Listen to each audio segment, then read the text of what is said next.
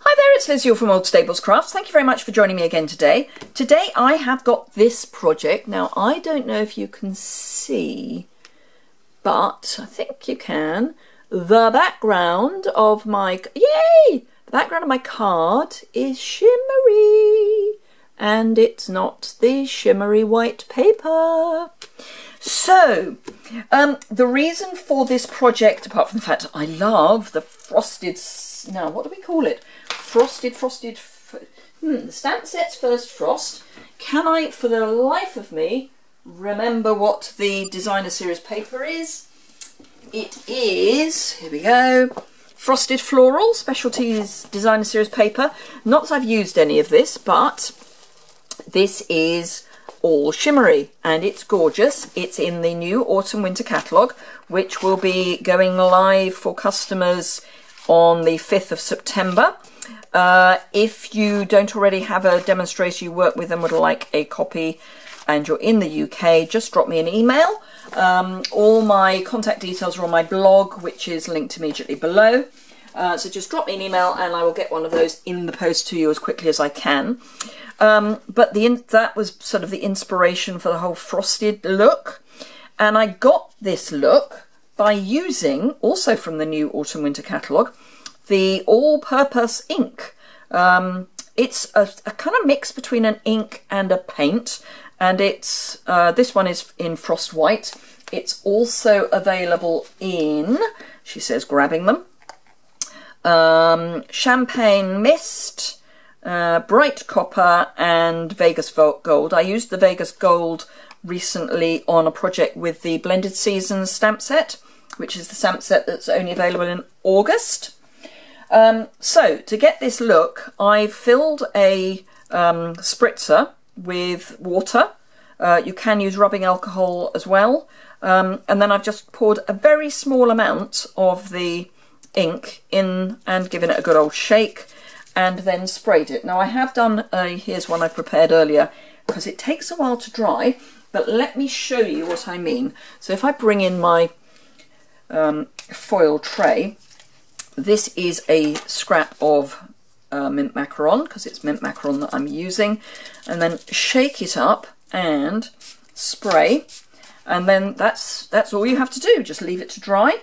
To make sure that it dries flat, once it's at that sort of only slightly damp stage, I put it underneath a big block, or you can put it under a book, but I would be careful that the book doesn't warp. But I just use the I block, no, F block. It's just the right size. So it's a good weight. So yeah. So this is the one that I've already done, which hopefully you can see is lovely and shimmery.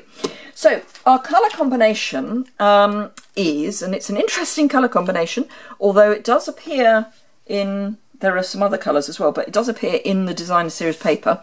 So we've got Mint Macaron, Merry Mellow, Mossy Meadow and Powder Pink. This is one of the in colours that came from last year. So this is only around for the remainder of this Stampin' Up year, so until the end of May. But this is a challenge that the team have been set to make project using these colours. So, hence my colour scheme. I've added in Very Vanilla, so my card base is Very Vanilla, and I've just done some stamping on the inside, but let me show you how I've put this together. I'm using the Stamparatus because there's a colouring technique that really you need the Stamparatus to do. And I have to thank the wonderful Jenny Hall over in the US for this colouring technique. I just want to make sure that that's not... no, I think it'll be fine once the paper's in, because it was her who gave me the inspiration for the colouring technique. So I'm putting the stamp set underneath my Stamparatus flap. I have already mounted this stamp.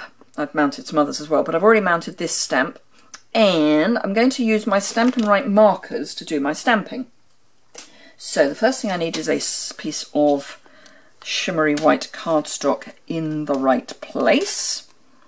and that will be in the right place. So let me grab a magnet, and I'm going to start with the pink and just colour the kind of main floral bit with that, and I'm doing more layers towards the bottom of the flower. I mean, it's sort of like a thistle head, but I'm being slightly poetic with the colour scheme. Merry Merlot, I'm just going to add a little bit around the bottom to give some shading, and then with a scrap of paper take some off and then stamp, and then bring back in, just need to grab my scrap, bring back in the pink and just go over what's left of that Merry Merlot, clean off your Stampin' Right marker, and then add another couple of layers of the powder pink, and then just make sure that you've got the Merlot off. Then mint macaron, and that just goes on the sticky out bits. No idea what they're called, I'm not a botanist. I did get my biology O-level, but only after the second go, so you know. So I'm going to go over the sticky out bits twice, but the stalk I'm only doing stem. I think I can manage stem. I'm only doing once. Then with the mossy meadow, I'm just coming into the ends of the sticky out things, and then adding a bit more across the bottom of the flower head, and then just a little bit more, and that is that done. Now I need 4. If I was going to do more, all I would do is pick out my flap, move it along one step, and it's just in the right place to do the next one. So that's jolly easy. So I don't need to do 4 because I have done 3 already. I'm not going to die cut that yet because we have got some more stamping to do. Let me just quickly clean up with my, it is actually clean, chamois. So just clean that off. I say it is actually clean, it's basically clean. Right, so flip that over because I've already got mounted up the floral leaf image, this one here. And this I'm actually going to ink up with the ink pad, and I'm just going to grab another piece of shimmer white and get that, make sure that's lined up in the right place, which it is. It's almost like I've planned it. So I did try doing colouring this with the Stampin' Right marker because they work quite well on the red rubber, but it was just too large an area and it kind of bubbled up a bit. So I'm just going to use my ink pad instead and just stamp that down. And do I want to do it again? Where's my original? No, I think that's fine. Right, so I'll remove that. I will need to clean that off, but not at the moment. And brought in another plate, which I will pop in. And this I've already got the Here's to a Season filled with warmth and good cheer. And I'm just going to line that up, kind of there. Whoops. I might actually just take this piece off because when I come to die cut, I'm going to want them separate. So it's, and also there was a little bit of a smudge. So I don't want smudging. So I do want this reasonably in the middle because I am going to die cut it with the frame. There's this, I'm actually going to use the smaller of the 2 bits of the frame, but it's going to be, that's fine. So if I go in the middle of my piece of paper, I will be in the right place. And that is kind of in the middle. Now I'm going to be kind of brave. I'm only going to have that just in the bottom corner. And I stamped that with Merry Merlot, which I've then stupidly put away. So let's grab that out again, because again I'm using the ink pad and just ink that up. And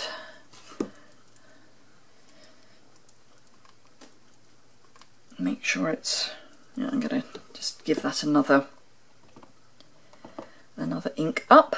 And this is the joy of the Stamparatus, that if you want a more solid image, you just stamp it again, which is just perfect. So that's that. So now we need to do die cutting.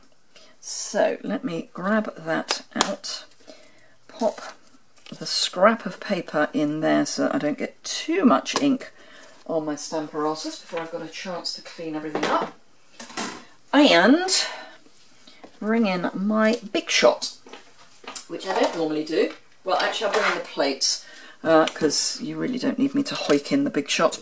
So I'm using the magnetic base plate, and I will probably use some washi tape. So this I am going to die cut with the, in fact let's do that second so that I can show you what I mean. So I've got some Mossy Meadow cardstock, and these two pieces fit together so that you end up with the smallest little frame. But I do find that you want to stick them down, because even with the magnetic base plate they're going to be wanting to move. So I'm just going to stick in opposite corners just so that I know they're okay. Then I need the die for that, which hopefully is big enough it can behave itself. And then I need a die for that, and you get two. They are exactly the same, but you do get two of these, which means that you can die cut two at a time. And again I'm going to need a piece of tape. Right, so let's run that lot through the Big Shot.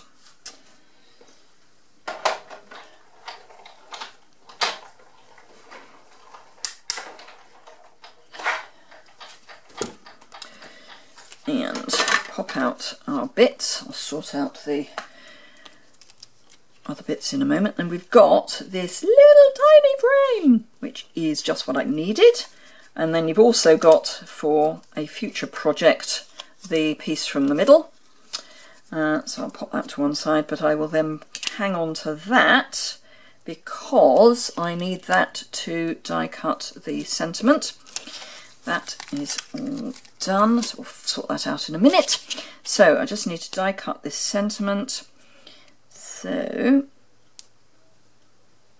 pop that so that it's square.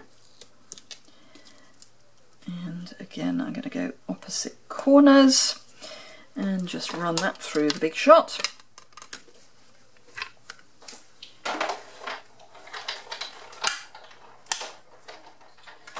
I don't know why, but I do like that cracking noise.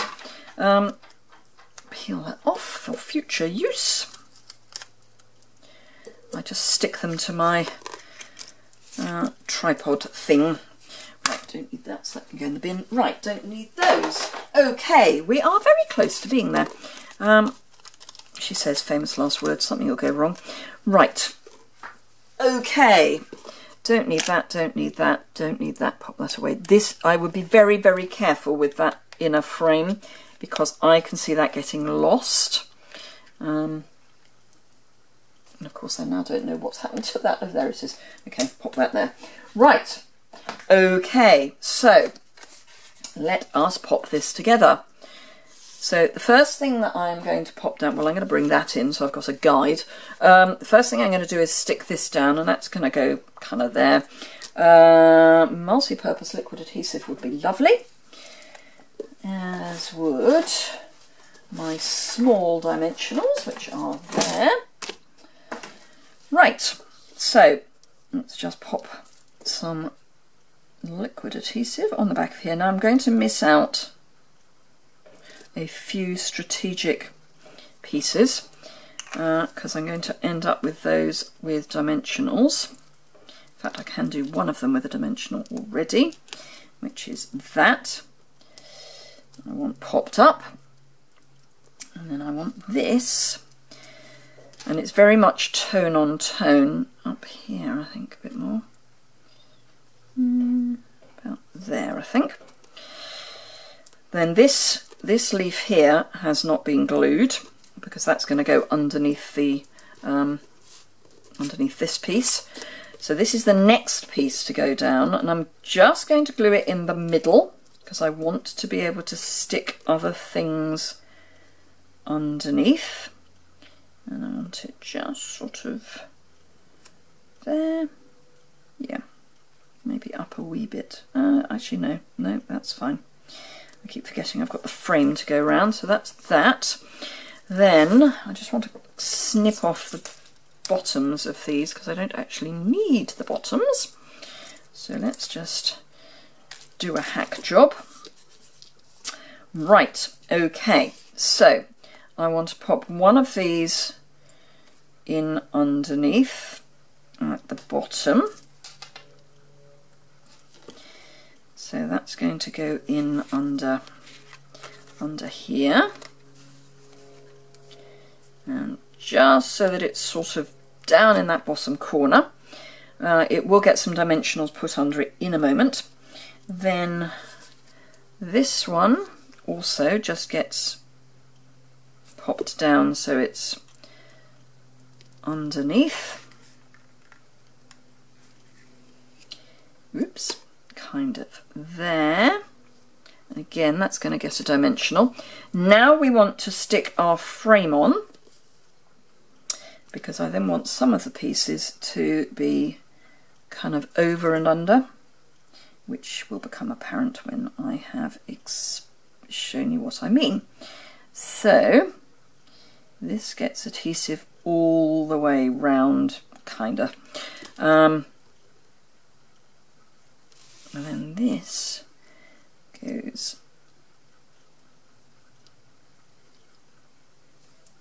oops,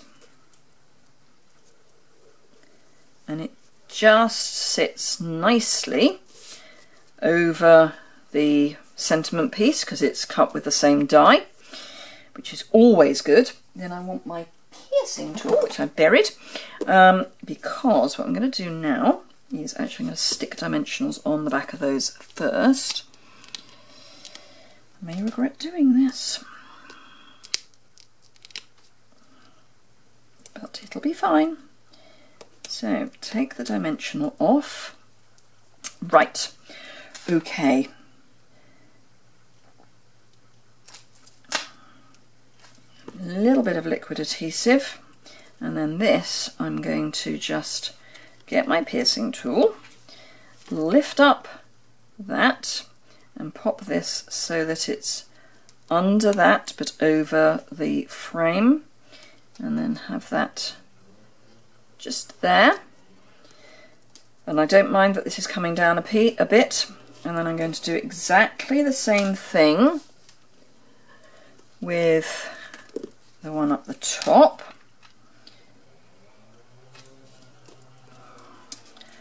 So again, I'm going to lift up that corner and pop this underneath, and then stick that down again, and then that needs a dimensional underneath it, which I'll just pick up my dimensional, take the backing off and pop it, oops, under there. So that, oh, why did I put the lid on that? Stupid idea. Right, powder pink, petal pink, which one is it? It's powder pink. Oh, and the card So let me just very quickly, again with the mint macaron, I want to just stamp on the inside before I get too carried away. I just want to stamp that off. So here's a scrap. Stamp off once, and then actually if I slip that under there, that's that, but it's second generation, so it's not quite as dark as it would otherwise be. Then bone folder. Hello, bone folder. There we are. Bone folder buried under the box that has all my organising for this in it. Not the best idea in the world. Right, so let us, whoops, scribble on the back of this with our liquid adhesive. Pop that down and scribble on the back of this, also with our liquid adhesive. And this really is one where the liquid adhesive is great, because although I've flattened this under the block, it's got a bit of a curl to it. It's not got a wiggle, it's just got it's just a bit bent. And then you can just, with the liquid adhesive, because it's scribbled all over the back, it will help keep everything square. And then another sneak peek for you. These are the frosted and clear epoxy droplets, which are really quite dimensional. So if I grab my take a pick, oh, let's not take it to pieces, let's just take the lid off. I've got the spatula, which is great for picking these up. So, whoops, or indeed flipping them across the work surface. I'm going to put one there, one just there, and then the last one I want to have kind of sneaking out from underneath the leaf. So right in underneath, whoops, not quite that far in. There we go. So they are gorgeous. Anyway, I hope you enjoyed that. If you do, give it a thumbs up. I love the shimmer. I just cannot get over this shimmer. It's so easy to pop on. And you've already seen me use it as a paint. So love it, love it, love it, love it. So these are all going to come in the new catalogue. As I say, if you don't already have a demonstrator you work with, drop me an email. Contact details are in the links below. And if you're in the UK, I can get one out to you. I'll pop those in the post as quickly as I can. If you don't already subscribe to my channel, it's in the bottom right hand corner down here. If you don't subscribe to my blog, if you hop over to my blog, there's an area where you can subscribe to my blog posts. All the information will be over on my blog, and that's linked immediately below. Thank you very much indeed for watching, and I hope to see you again very soon.